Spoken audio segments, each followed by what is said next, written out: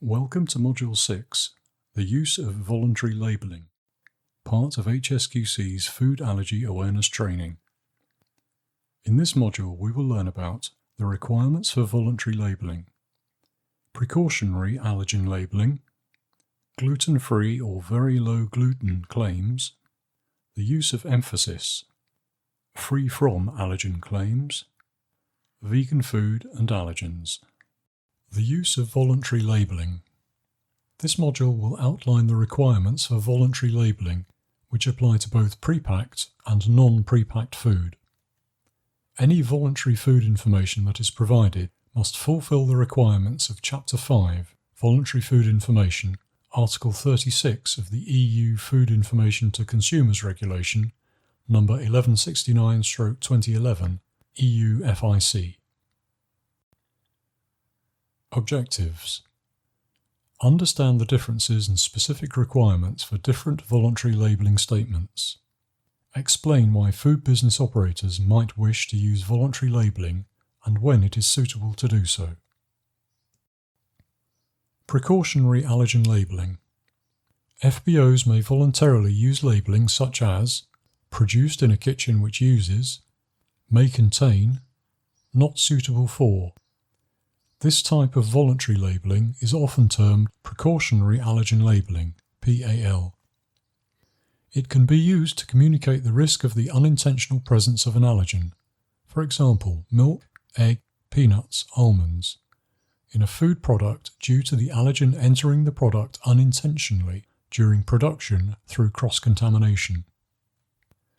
PAL should only be used after a thorough risk assessment which has been carried out by the FBO, which identifies a real risk of cross-contamination and therefore a potential risk of injury to food allergic or intolerant consumers. The use of PAL when there is no real risk could be considered misleading. Gluten-free or very low gluten claims. People who have a gluten intolerance or celiac disease need to avoid food that contains gluten to prevent potentially serious health effects. This means labelling claims about gluten in food are very important to help them make safe food choices. Cereals that contain gluten include wheat, such as spelt and croissant, rye, barley and oats. The EU Regulation number 828/2014 sets out the rules that apply to statements about gluten. It establishes the maximum levels of gluten permitted for food to be described as gluten-free or very low gluten. Other statements on the absence or reduced presence of gluten in food are not allowed.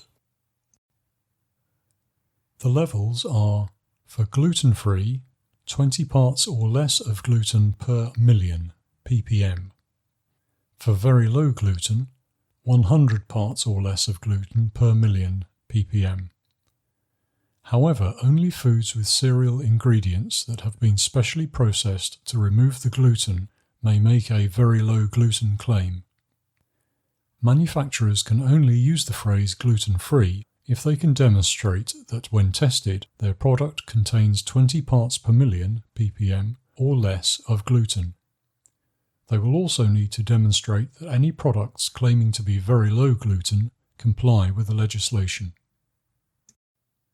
When a food is labelled as gluten-free or very low gluten, the cereal containing gluten used as an ingredient to make the product must still be labelled as an allergen.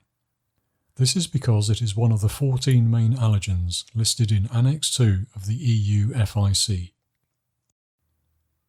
Use of emphasis.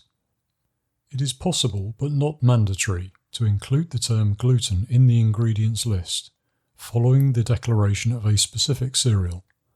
For example, stating barley (gluten). However, it is the cereal itself, in this case barley, which must be emphasized on the ingredients list rather than the gluten.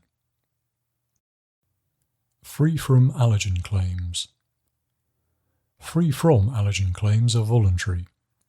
These claims are regulated within general food law, which requires FBOs to provide safe food.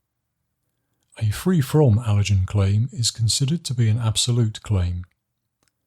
This means that there must be a complete absence of the stated allergen within the food, and that it must only be used following a thorough risk assessment by the FBO.